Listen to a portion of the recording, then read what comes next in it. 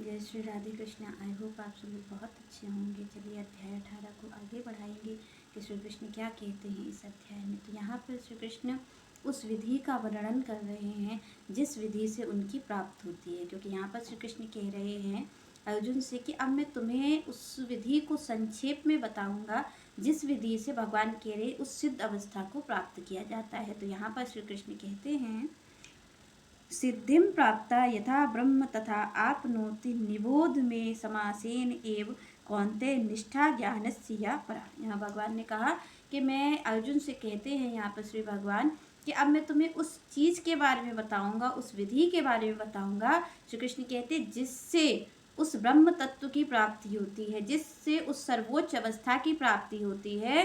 श्री कृष्ण कहते उस ज्ञान के बारे में मैं तुम्हें बताऊंगा कि आखिर किस तरीके से आत्म साक्षात्कार होता है। क्योंकि यहाँ पर आप देखिए कि सभी लोग, प्रत्येक प्राणी इसी उद्देश्य से इस संसार में आया है कि मुझे भगवान की प्राप्ति हो जाए। यहाँ पर जो मनुष्य तन है, इसीलिए इसकी बड़ी महिमा गाई है वेद पुराणों ने, तो इसीलिए गाई है क्योंकि इससे श्री कृष्ण की प्राप्ति हो सकती हो। यहाँ पर श्री कृष्ण ने अर्जुन से कहा कि मैं स्वयं, जिसकी प्राप्ति हमें करनी है वो स्वयं बता रहा है कि उसकी प्राप्ति का मार्ग क्या है। यहाँ पर श्री कृष्ण कह रहे हैं अर्जुन से कि मैं उस सर्वोच्च चीज को बताऊंगा, उस सर्वोच्च अवस्था को बताऊंगा, उस ज्ञान की पराकाष्ठा को बताऊंगा जिससे आत्म साक्षात्कार होता है। श्री कृष्ण कहते जिससे जीव भगवान को पा लेता है, तो उस विधि को मैं बताऊंगा। तो यहाँ पर श्री कृष्ण कहते हैं बुद्ध्या विशुद्धया युक्तः धृत्या आत्मानं नियमस्य च शब्द आदीन विषयान् त्यक्त्वा रागद्वेषो विदुष्यः च विवेकवत् सेवी लघु आसी यत् वाक् कायमानसः ध्यान योग परः नित्यं वैराग्यं सम उपाश्रितः अहंकारं बलं दर्पं कामं क्रोधं परिग्रहम विमुच्य निर्ममः शांतः ब्रह्म भूयाय कल्पते। यहाँ पर श्री कृष्ण ने सबसे पहली बात कही।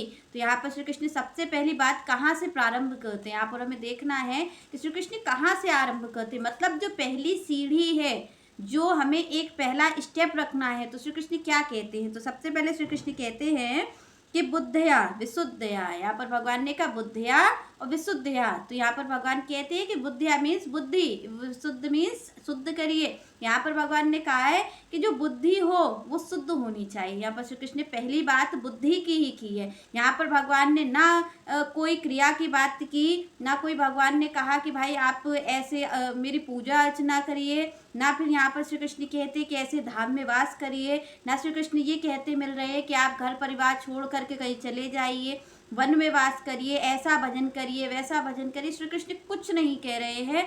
सबसे पहले श्री कृष्ण कह रहे हैं कि भाई ये जो बुद्धि है, श्री कृष्ण का इस बुद्धि को शुद्ध कर लो। सबसे पहला काम क्या करना है, बुद्धि को शुद्ध करना है। तो यहाँ पर श्री कृष्ण कहते हैं कि भाई बुद्धि को शुद्ध करना है, तो पहली चीज तो यही है। क्योंकि यहाँ पर श्री कृष्ण ने किसी चीज की बात नहीं की, आपकी बुद्धि की बात की, क्योंकि जो बुद्धि है वही कार्य कर रही है। आप देखिए कि आपको सब चीज स्पष्ट दिखाई दे रही है, पर कौन है जो कहता है कि सत्य हो सकता है और नहीं हो सकता है, बुद्धि। क्योंकि बुद्धि यहाँ पर कार्य करती है। बुद्धि जो है वो आप देखेंगे कि एक भ्रम उत्पन्न करती है। आपको खूब संतजन भगवान की बातें बताते हैं, भगवान की कथा सुनाते हैं, पर जो भगवान पर भरोसा नहीं हो पाता हमें और आपको, उसके मूल में क्या है, ये बुद्धि ही तो है। यहाँ पर संतों ने कहा भाई भगवान की प्राप्ति भजन से हो जाएगी, आप केवल नाम जप करिए भगवान की प्राप्ति हो जाएगी।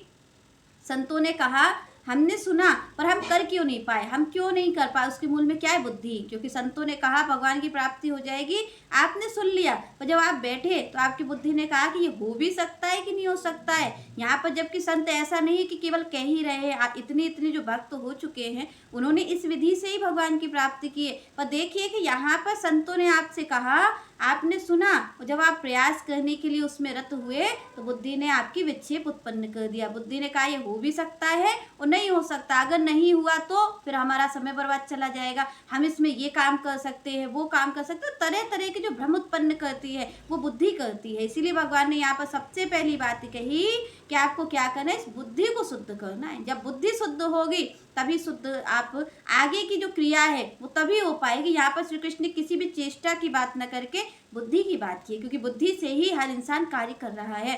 तो यहाँ पर इसीलिए कहा गया कि भगवान ने कहा ये बुद्धि कहाँ शुद्ध होगी। तो यहाँ पर आप देखिए सबसे पहले क्या कहते हैं भगवान के, प्रथम भगति संतन कर संगा। दूसरी रत्मम कथा प्रसंगा। भगवान ने कहा भाई ये बुद्धि कहाँ शुद्ध होगी, तो ये बुद्धि होगी संतों के संग में शुद्ध। यहाँ पर श्री कृष्ण ने किसी चेष्टा की बात नहीं की, उन्होंने कहा भाई बुद्धि जो है इसको शुद्ध करिए। तो बुद्धि शुद्ध कहाँ होगी, सत्संग में होगी, संतों के संग में आपकी बुद्धि शुद्ध होगी। हाँ